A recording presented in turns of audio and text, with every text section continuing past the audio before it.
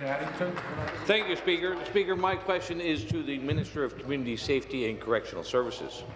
After the events this past week of 2 violent domestic assaults resulting in the death of 4 people and severe injuries to a 5th in Odessa and Elmont, and the 3 murders of women last fall in Renfrew County, the public is acutely aware that there are grave shortcomings and a failure by police, our correctional institutions, and our courts' ability to protect women and their families from domestic violence.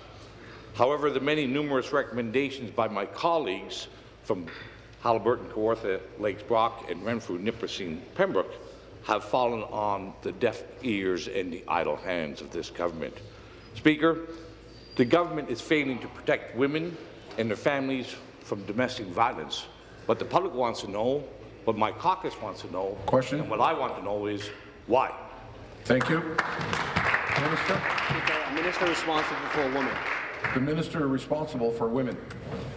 Thank you, Speaker, and I thank the member for raising this very important question. Violence against women is indeed a very serious problem, should never be tolerated in Ontario or elsewhere, and this is a huge priority for me, Speaker, as the Minister responsible for women's issues. That's why our government continues to take concrete action to make the province safer for women. I am aware of the cases that the member has raised, and working very closely with my colleague, the Minister of Community Services and Correctional Services, there's a number of investments being made, not just in our 2 ministries, but also with the Attorney General and other ministries to take a coordinated approach to our response. Our annual funding to combat gender-based violence is approximately $456 million a year, Speaker.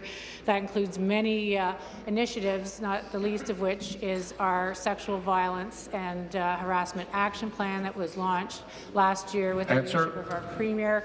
We're acting on legislative and program support initiatives associated with that. Thank you. We're taking it very seriously. Thank you. Supplementary. Speaker, back to the Minister of Correctional Services.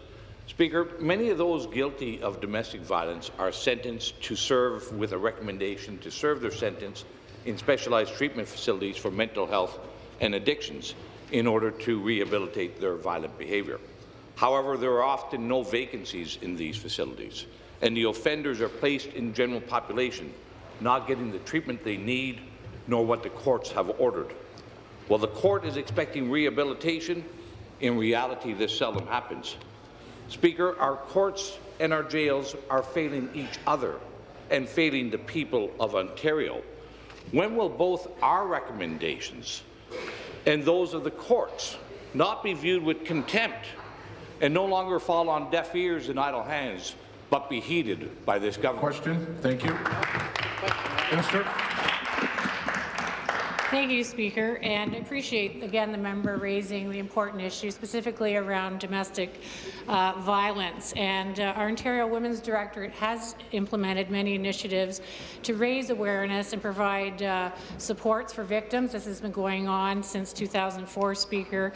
We have many programs and policies in response to that. We have training of frontline professionals, we have public education campaigns, and we have the employment training for abused and at-risk women.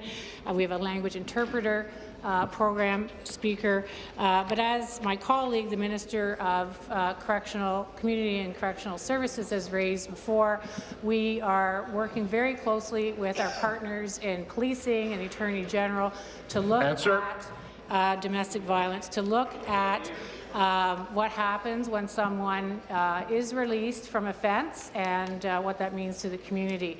And I'll be happy to follow up with a member directly further. Thank you.